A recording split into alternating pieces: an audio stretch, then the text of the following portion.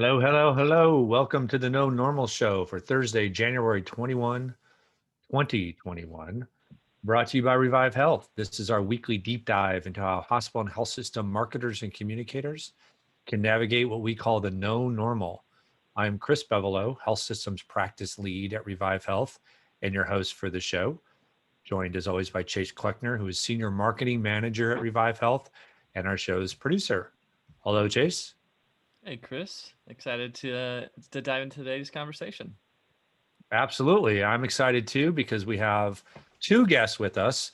First, back on the show is Ryan Koliani. If you've missed Ryan before, he's group lead for communications and issues and crisis within ReviveHealth. He has more than a decade of agency experience, responsible for ensuring that our clients are prepared for the unexpected and help protect their reputations.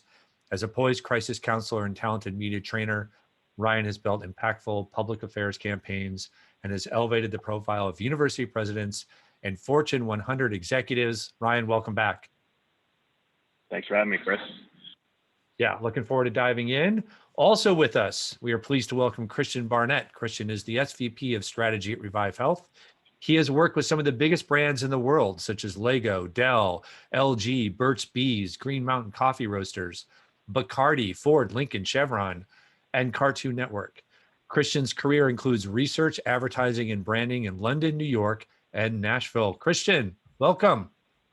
Hey, Chris. Good to be back. Hope you can hear me okay. We can hear you just fine, just fine. Great.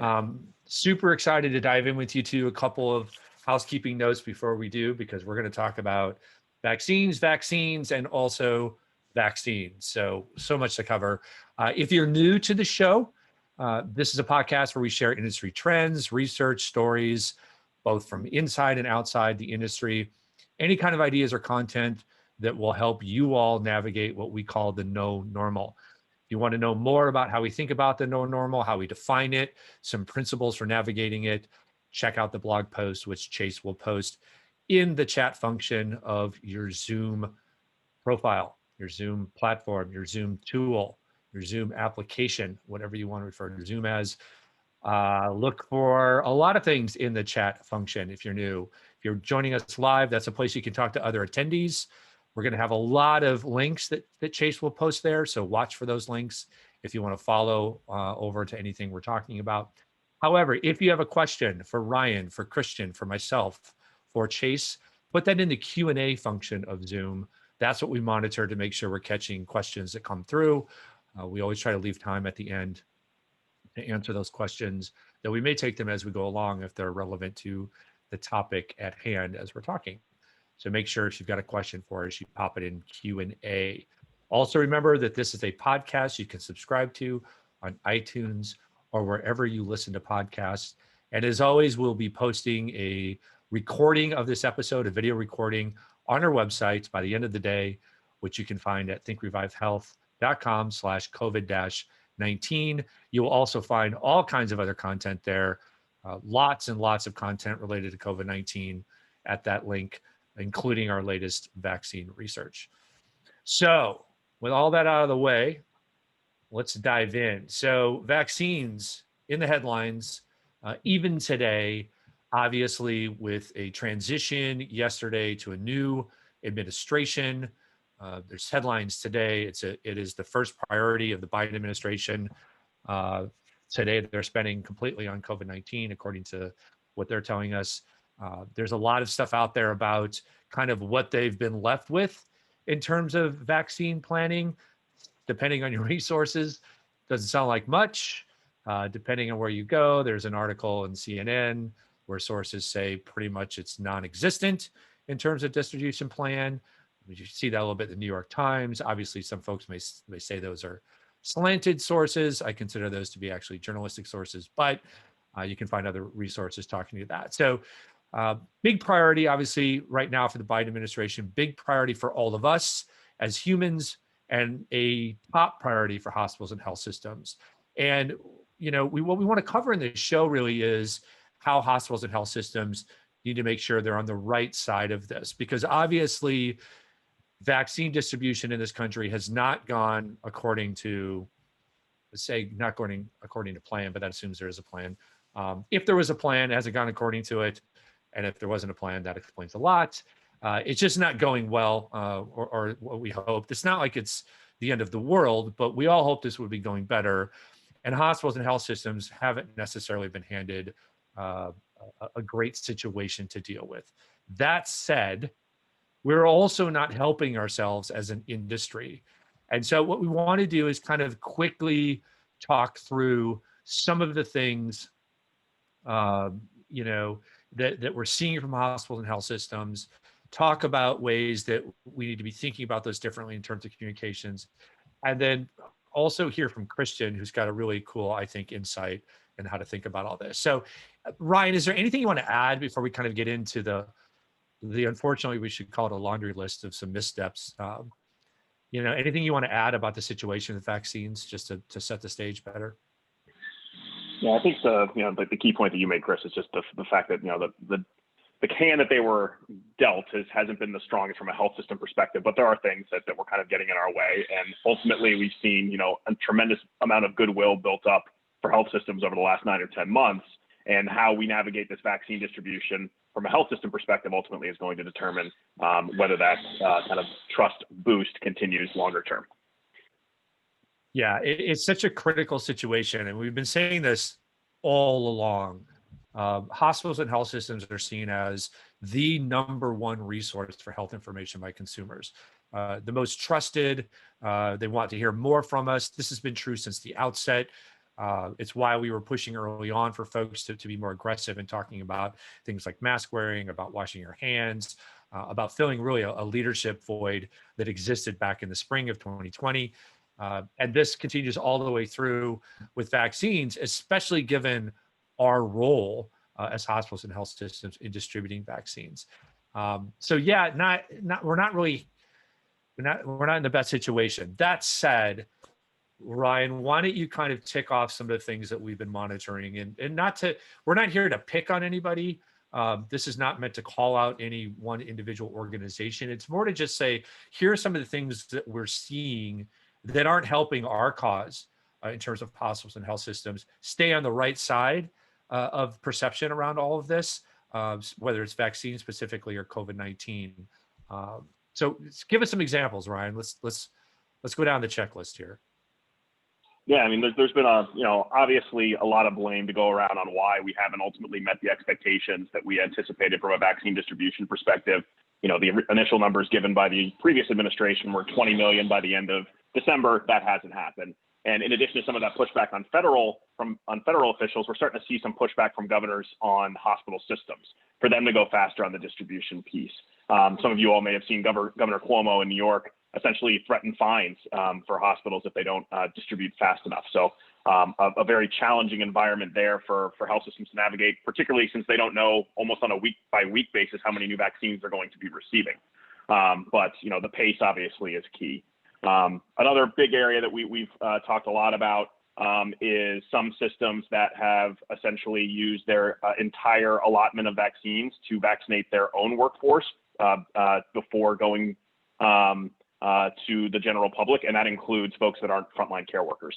That's a pretty significant reputational risk for health systems that engage in that practice, given that it doesn't follow CDC guidelines, distribution guidelines on those fronts. And then you've seen systems that have tried to take the right approach or try to take a measured approach and an analytical approach on how they distribute vaccines.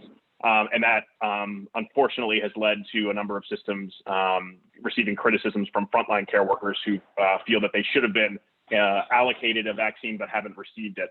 And whether the algorithms were correct and those types of things.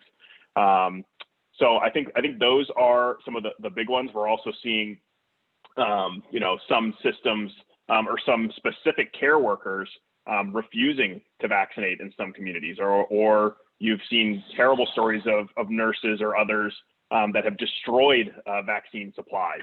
And so while that's not necessarily a health system risk, when an employee does it, there's certainly I think some forgiveness in the public. It does kind of result in some criticism as far as what trainings are being put in place or stop gaps to ensure that these types of things don't happen.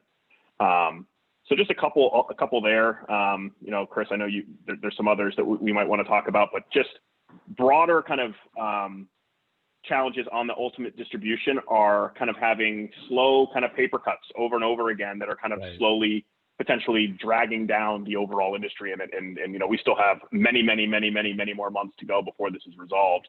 And you know, how we ultimately navigate these next 9 to 12 months are going to be critical from a health system reputation perspective.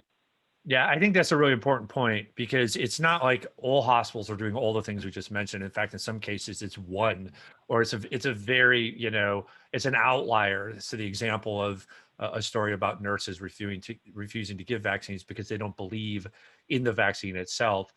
That's an outlying story, but like you said, it's death by 1,000 cuts.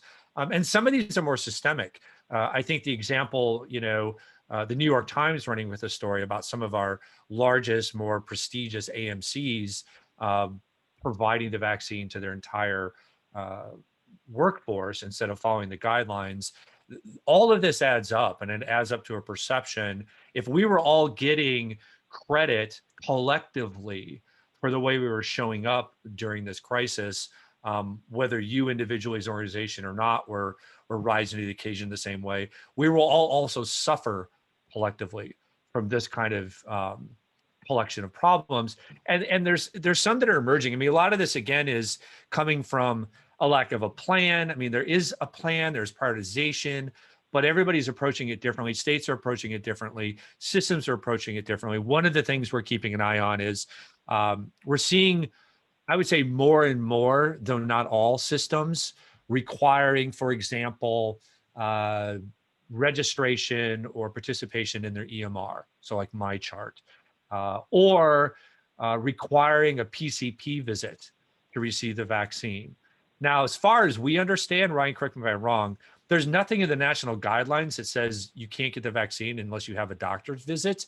And so we're trying to get to the bottom of why this is happening. It could be a liability issue. It could be well, we think that's smart clinically. It could be, you know, we've invented the term marketing coercion. Hopefully it's not that. Like, hey, here's an opportunity to force people into our PCP panel.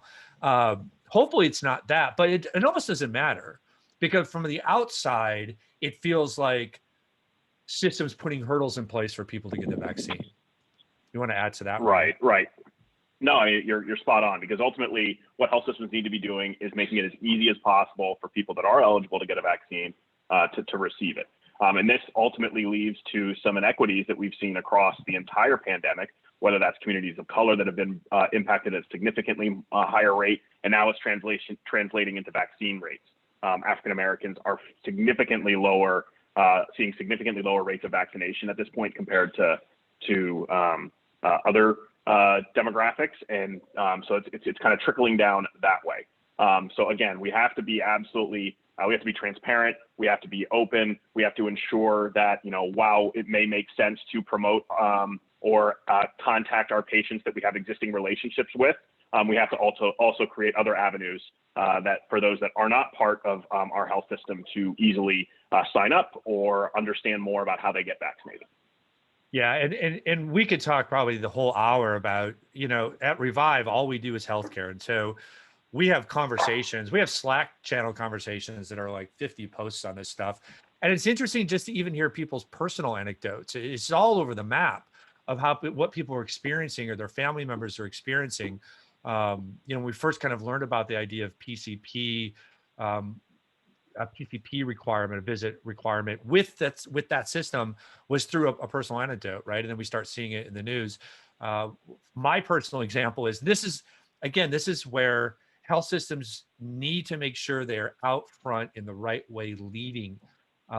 You know, when a lot of these conversations were happening, I went to my own health system, which again, I'm not going to call out, just to see like, well, shoot, I'm immunocompromised. Maybe there's a way for me to get this sooner than I think. So first of all, it took me 3 clicks to get the vaccine information, which is insane. Like, what else are people looking at right now other than that? How can that not be like super obvious on a homepage? But when I found it, you know, it was a classic kind of FAQ. And the first question was, when can I get my vaccine? Which is, yeah, that's why I'm there. Their answer was, we're not sure when you can get your vaccine. because there's a lot of different variables. That was it. There was no like context or anything. And then the next one was, do you have a waiting list for a vaccine? No, we don't have a waiting list. And those are both honest answers. Like I don't mean to say it that way, but boy, there's so much more you could have done there. There's so much more you could have helped me with. Like, here I am raising my hand. Give me some context. Give me some more content. Give me something, rather than, pretty much it was this. Like, if you could watch me, I'm shrugging. Not the best way to show up, right? So we got all this stuff, Ryan. What's Christian? I know that we're going to bring you in, so feel free to jump in along the way here. We don't mean to nobody puts Christian in a corner. So it's pretty interesting to listen to. Yeah. We're going to pull you in because I think you have such an interesting insight to share with folks. But Ryan, before we get to that, talk about some things that we've been saying and continue to say that are important for health systems to really try to navigate this. Yeah, I think your example is a really good one on what needs to be done from a health system perspective, and it goes back to that point of transparency. We know that the vaccination rates and the number of vaccines that health systems are receiving is a very moving target, and I think it's okay for health systems to admit that. They just need to be forthcoming with ultimately what we're doing. So one, how we're prioritizing, how we're scheduling, where we're scheduling. We need to provide regular updates, whether that's on our website or through media, on the pace and the progress that we're making. So maybe even showing how many vaccines the system's received compared to the number of, the number of vaccines that a system has given compared to the number of vaccines it's received. How far out are people going to have to wait to get their appointment? Kind of some of those modules, because you see all these stories of health systems, we got 4,000 calls today for X number of slots. So let's be transparent about that. I think one thing is make sure that you're communicating how you're planning on equitably distributing the vaccine and how quickly you're doing it and how you're doing it beyond your staff population. And I think let's stop there. Go ahead. I want to stop there, Ryan. There's a question related. Go. You can finish your thought, but let's not go to the next one before we can expand on this one a little bit. Yeah, I think it's just ultimately you're seeing health systems, starting to expand where they're providing vaccines. It's not just happening within their walls anymore. Health systems that are working to partner with larger, arenas in their market, or faith-based organizations or community centers and those types of things. We need to get out in the community to distribute, particularly as more vaccines come online and the population that's eligible expands. Yeah, so I'm sorry, I didn't mean to interrupt you, but I think there's a question actually that I think is related to this. And it again kind of goes back to, hey, we're trying to help hospitals and health systems here, but we also recognize that you got one arm tied behind your back because of what you're having to deal with, both from government, state and federal, and the media and others.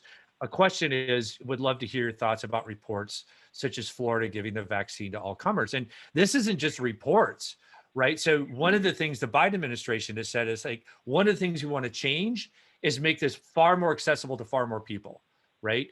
In Minnesota, there was a story last week about how the Minnesota government, the state government said, hey, health systems, you should give your excess vaccines to more people. Like, go ahead and open the doors to the elderly, right? There's a clear prioritization that is set out by, I think, the CDC, different groups and that type of thing. And yet you have the federal government now, you have a state government. There was an opinion piece in either the Washington Post and the New York Times today. The headline was, if you have the ability to get the vaccine before others who are supposed to get it, take it. I didn't read the story, but I'm like, it's this balance between there's a very clear order of how we're going to do this, and Katie bar the door, like open it up, like whoever, like first come, first serve, let's do this. That's not hospitals and health systems driving that. That's a lot of things. How are we supposed to deal with that, Ryan?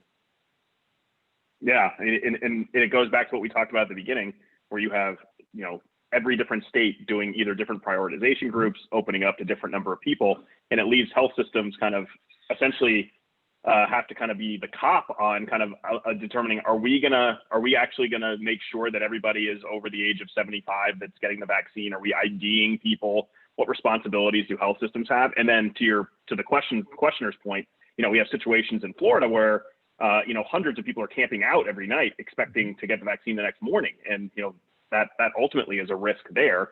there has to be a better way. So I think health systems need to continue to be kind of the voice of reason. And so again, it goes back to kind of how they manage those expectations. So if we're going to have 1,000 vaccines that we're planning on distributing today, and we're doing a first come, first serve, and that seems to be not necessarily a health system plan in Florida, that seems to be more of a public health plan as far as where things are, then we need to make that known on how that process is going to be, or we need to start to create a little bit more of an orderly piece. Because I think there's valid points to be made about opening it up to as many people as possible if the vaccines are going unused. But I think ultimately it's become a distribution challenge to ensure that they're reaching those target markets and those target demographics to receive it. When there are available vaccines, we've seen public health systems and public health officials create waiting lists. Like let's do those types of things to make sure that they don't go unused. But right now, since the demand is so high, I still think there's an obligation for health systems to try to at least put people in the buckets that the CDC is recommending with those high risk groups. And maybe we should talk a little bit about something we touched on, but you need to think through a little bit. So along with the idea, I mentioned the Pcp requirements. As far as we understand, it's not a CDC thing. It's not a clinical thing. That is something systems are choosing to do for whatever reason. The other thing that we're seeing is the requirement, and sometimes the single requirement, like the only way to access this is through an EMR. So in other words, you have to be registered on a MyChart account for that system to receive the vaccine from that system.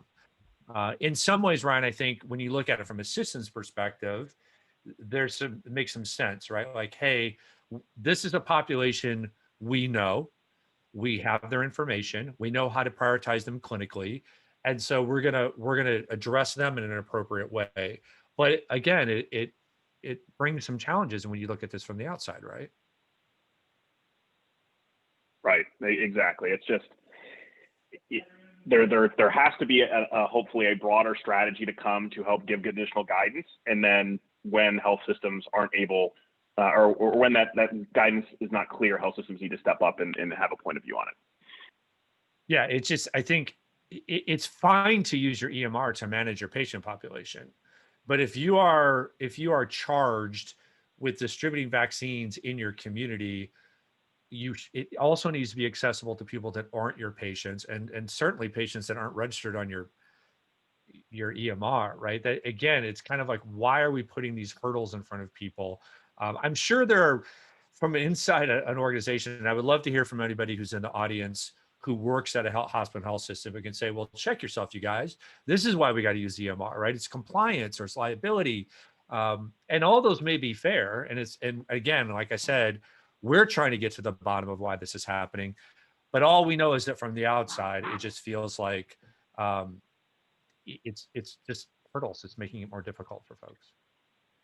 Yeah, and one quick thing just to add on that, especially as vaccine distribution grows a little bit wider, and it's not necessarily health systems kind of leading the charge on distributing, whether that's CVS, Walmart, Walgreens, all these other broader markets that are before COVID were trying to enter, the provider space.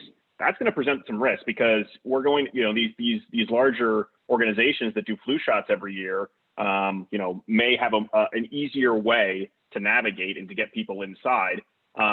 People, the general consumer is going to remember that next time they, may need to get, a flu vaccine or, go to an urgent care clinic or something like that.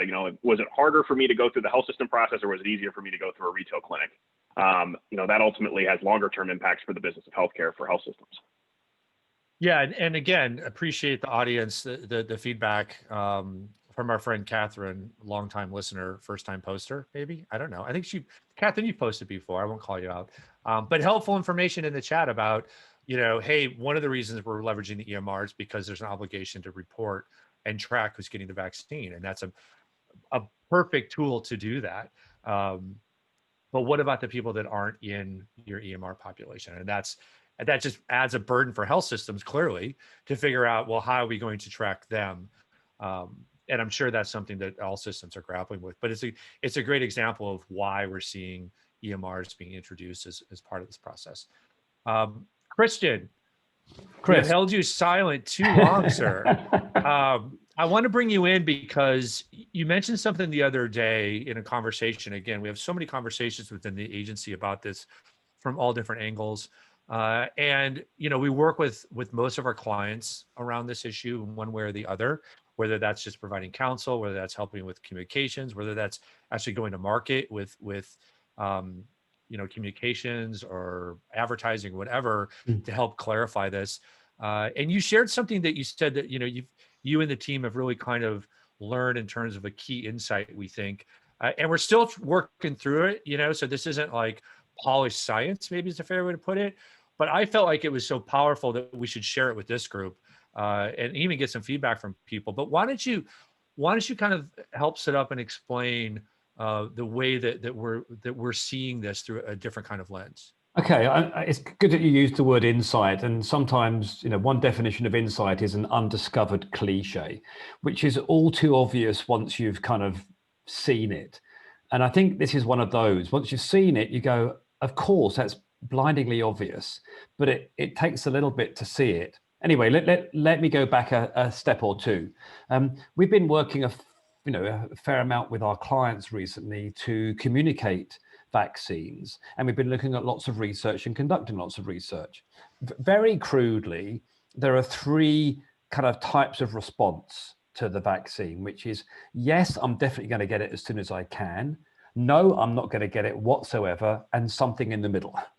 Now, for communicators, as Chris has been, perfectly illustrating earlier, those who are willing to get it immediately, the communications challenge is when, how, where, and just make that information provision as crisp and as navigable as possible.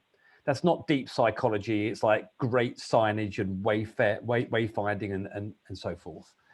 The other end of the spectrum, those who are just not going to have the vaccine, right, and refuse to go anywhere near that, right now, they're probably not the people to try and communicate with or to try and persuade. It's that great clump in the middle. And there is a great clump. I mean, the research varies. Some people talk about it as a third. But if you call it a third, it's a significant number. So when we start saying, well, why do these people not want to get the vaccine or want to delay the vaccine or skeptical about it, and how do we communicate to them? Now, when you look at research, the research starts to say things like, I don't want to be a guinea pig. I'm worried about the efficacy. I'm worried about the safety. I'm worried about the speed to market. And for me as a researcher, I'm thinking, I don't know why, but I don't feel entirely comfortable with that as a perspective. Why do I say that? Because the answer to those sorts of reasons are be transparent, double down on trust, be really explicit about what we do know, what we don't know, and create credibility and trustworthiness so people come to us. And I'm like, I think there's more than that. I just think there's more than that. And I started looking at how the vaccine was being communicated. And I think everybody's kind of general impression is probably going to be, white, male, wealthy, powerful, predominantly, not exclusively, but predominantly. And then you start thinking about whose vaccine is it? And I think some of the things that you were talking about earlier about the hospitals prioritizing their own staff exclusively and not following guidelines speaks into that, whose vaccine is it? And Big Pharma speaks into whose vaccine is it? And quickly we go beyond the notion of trust and transparency and into a question of identity. And identity is deep and powerful and meaningful. And that's where there is undeniably a role for trustworthy, credible information. But beyond that, there's an identity issue. And so we started doing some work and we did some research and we started asking questions like, is the vaccine for you? Is it your vaccine? And of course, when you dig into it, certain populations, particularly the Black population, not as much as other ethnicities or the white population, it's not for me. It's not for my community. And now we're beyond trust, we're into identity. And we also did some picture exercises with portraits and images and who's going to get the vaccine first. And when you look at the different ethnographic breakdowns, it's very clear. Again, it's not just the Black population, but that's where it's most extreme. There is a different prioritization, which is white, older, middle class. and the younger Black images get pushed to the bottom, which is not the same as when you look at it by other. It's not just a race issue. There's clearly a rural and an income and an educational issue as well. But that's where it shows up most keenly. So then you start thinking, how do we think about this? I mean, the very shortcut answer is it's got to be my vaccine as much as their vaccine. And I think that has huge implications for who we show, how we talk. I mean, another example, you go on an airline, well, we used to go on airlines, and you get the safety card, it's all pictures. You get some furniture from IKEA, it's all pictures, the assembly. You go to a vaccine website and it's all dense words which look really medical and I don't want to read. You know, I just don't think we're doing enough to stand in other people's shoes and make it their vaccine. And a lot of the stories I've heard with Chris and Ryan, it's perpetuating the them and us situation. Sorry, I've kind of just gone for it and ranted. That's great. That's it. And I think, like, first of all, the chat's blowing up and I love this. And I just want to make sure that we are crystal clear. We're here. We're part of this. We are with you guys. We're here to help. We may be talking about some critical things, and that there's a lot of commentary in the chat about undeniable frustration for folks on this call and folks in your position, marketers and communicators, because we understand, and you guys live it every day. You don't get to control the vaccine, distribution strategy. You don't get to control what the supply is. You have limited power in many ways. But what we're trying to point out is all of that still may be true. And it's like some of the classic things we always talk about, the patient experience and that type of thing. All of that may be true, but it's really important to understand the impact on your brand and your image, whether you can manage it or not, of how some of this stuff shows up. So as we kind of click through what Ryan and I click through of the things that we see people kind of stepping in, that's hopefully that people can go, we got to watch out for that. We got to be careful of this. And I think what Christian is talking about, if I had to boil it down, is the us versus them. Hospitals and health systems, rightly so, have been embraced throughout this pandemic as heroes, as entities that are really on the right side of things. And especially early on, when there was a lack of PPE, a lack of masks, that benefited us because we were forgiven for that. And in many cases, again, it's not our fault there was a lack of PPE, but people didn't blame us for that kind of thing. If we end up on the wrong side of the us versus them division, we are going to be lumped in with the federal government. We're going to be lumped in with pharma, and we're going to lose everything that we've gained in some cases, or in many cases. And that's the danger here. Christian, you brought up something, you may have mentioned it, I missed it, but I think it shows how this can happen even inadvertently. So early on, when the vaccine first hit, there was an effort by many institutions to try to demonstrate that it was safe. And they did that by having senior people, or the CEO, for example, get the shot first. Now, that makes sense if you're concerned about people worrying about whether this is safe. But we all know what the profile of the CEO is in this space. As Christian said, it's generally old white men.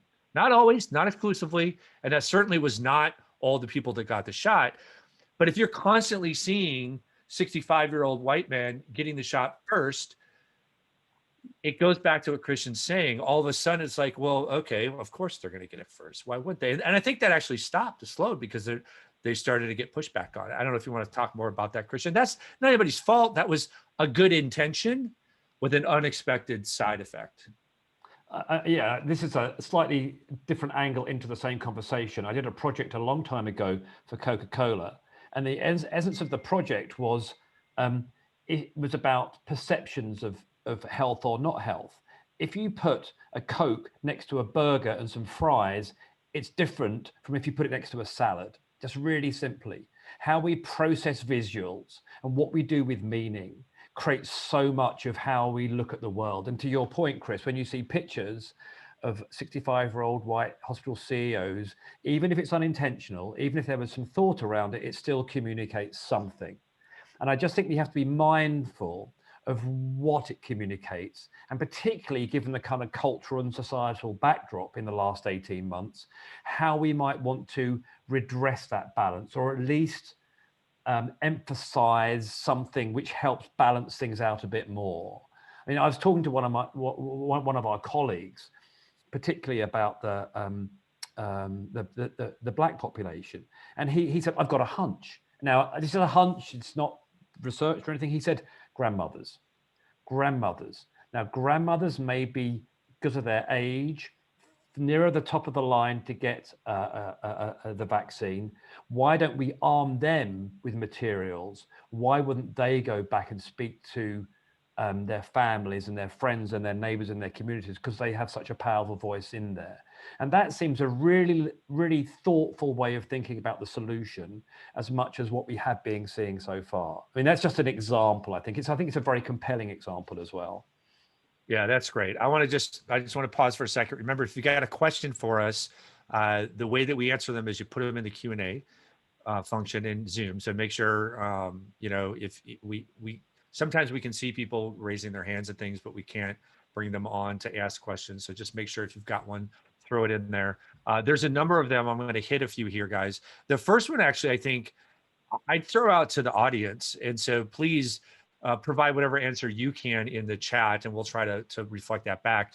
But the question is, would love to hear how people are prioritizing with certain tiers. How do you communicate to 10,000 people that they can sign up if you only have 1,000 doses? It's such a great question. And it's not even communicate, right? How do you even, is it first come, first serve, as the questioner asked? And how do you communicate that? I think that's a fair way to communicate if that's the case. Hey, we are now making the vaccine available to X group. All right. So let's say people over 65, but we have a limited supply. We get more occasionally. We're not always sure we get them. So there's a limited supply. So we've created a waiting list. It is first come, first serve. So please sign up here. And as you know, once we hit our cap, we'll stop distributing, and then we'll pick it back up with whoever's at the top of the list. There are ways to do it, but again, I think it speaks to, you have to work with operations. You have to work with however you're distributing it to figure out the actual answer to that, right? But would love for other people to post in the channel, in chat, their answers to that. Quick question, Christian, the research that you're talking about, is it available to folks right now? Not right now. It only came in, honestly, yesterday. We have to put it into some sort of shape and form. But that will happen in the next few days, and it will be available, I imagine, next week. So yeah, we can. We will package that up. So another question, and I think Ryan and Christian, you can both jump in on this one if you have thoughts. Are there any parallels that can be drawn between people seeking the vaccine and voter registration? For example, are there any examples you're aware of hospitals successfully collecting information in non-EMR ways, like a text campaign, for example? I'm going to add something very quickly. And it's an extreme example, but I think it proves a really good point. We were doing some work in California about 18 months ago, and there was a big concern about the undocumented, I think is the correct phrase. And the undocumented don't even want to go to food banks, because that's a place where officials know that they can find the undocumented. So, there's a lot of agricultural workers. And of course, now in COVID times, the agricultural workers live together, group together, travel together, work together. So it's a very dense and concentrated population. The way to reach those people was text, because these people did not want to officially register or sign any forms or do anything which might be construed as official. So text was brilliant. Now I'm taking that extreme example and work back from there. And I think things like text and good old fashioned, knock on doors and find the right areas and find the right people. In some ways, it can go where digital and virtual can't go, or people won't let it go. So totally agree. Ryan, anything you want to add to that? Yeah, I think we have seen some other health systems kind of do, or essentially they'll create new profiles when a patient doesn't have a MyChart account or something along those lines, and they'll put them to the guest system, or if they're taking it over the phone, they'll create a record for them so that they're in their system. It's not necessarily the patient's have to do that. So that's another way to do it. And then to Christian's point, I think there's a lot of ways to use text, whether that's for reminders of the second dose that's coming, or going back to what we were talking about earlier, kind of adding context and managing expectations. When a new priority group is eligible, do we go and notify folks, whether it's via email or through text, that we have contact information for that we know fit in these specific categories? That you can sign up starting Monday at 10 a.m. here. We have, we anticipate that slots will go quickly, but we'll add you to the wait list. We need to make it as easy as possible for patients to get in and out of the system, and do it in a way where they're communicating already. So I think it's a great idea. It's something that systems should be doing more of on the text front. All right, terrific. I want to try to wrap things up here. Christian, you go first, and then Ryan. Any final thoughts for folks as they think about vaccines? I've just got one final thought, and it's a little bit provocative, but it's not crazy. When we were talking about showing the leadership of health systems, I mean, why wouldn't you show the leadership, a percentage of the leadership being vaccinated, but also show a percentage of the next level and the next level and the next level and the next level? So you can show that not only leadership, but everybody, and equally everybody, is part of the solution. And then that's just a thought, perhaps a bit provocative, not crazy. And I just leave it at there, I think. Yeah, I think that's a really good point, Christian. I think ultimately this is an evolution. This is going to evolve on a day-to-day, week-by-week, month-by-month perspective. And just as health systems have done unbelievably over the last 10 months of being flexible, that's only going to continue. I think there's an opportunity here for health systems to lead and continue to lead as they've done over the last year or so. When you see something that's working, publicize it. Partner with other health systems in your region to share those successes so that they can implement it themselves and ultimately help this vaccine get distributed faster. Yeah, and I'm just going to add to that as the final thought here. Somebody posted in the chat, there's just no playbook for this, and that is true. And it's unfortunate. It's very similar to where we were in the spring, where folks are trying to figure out testing as an example. It was all over the place, or how to acquire PPE all over the place. And certainly next go around, I think we'll all be better prepared. But it's also fair to say the planning for all this was just bereft. I mean, the idea that as a country, we're just going to throw this to the states. We're not going to have any federal guidance, any federal plan. I think politics aside, it's not a political message. There should be more attention going forward, more guidance, more structure. That should help. Folks are learning. This small forum, larger forums, people are learning from each other. We're going to get through it. And the goal here is to get through it. Worst case, in a way that's not damaging to your reputation, your brand. But as always, as we've always said, there's an opportunity to even go further and lift yourself up beyond where you could be before. And so hopefully you all in the roles you play are able to work with your internal folks to be able to reach that kind of position, because it's there if you can get there with all the frustrations and challenges that we're all aware of. So appreciate the conversation today. Christian and Ryan, thank you so much for joining. Thank you, Chris. Thanks for having me. Yeah, Chase, as always. Thanks, Chase. Absolutely enjoyed it. And thanks to everybody in the chat channel. These are always better when we have participants who contribute, even though we limit. We'd love to have your voices in the mix, but we all know how that goes sometimes. So doing it in the chat channel, asking questions, people get so much more out of it when we're able to have that kind of conversation than just hearing us kind of go on and on. So thanks. And we hope you guys keep coming back. If you have something you want us to cover, throw it in the chat channel right now before you leave, a topic, an issue. If there's somebody you'd like us to try to get on the show, you can also email us at nonormal@thinkrevivehealth.com with suggestions or ideas. Remember that you can subscribe to the podcast on iTunes or wherever you get your podcasts. Watch for a recording to be posted up on our website at thinkrevivehealth.com/COVID-19 by the end of the day. And as always, good luck out there in the no normal, and we will see you next week.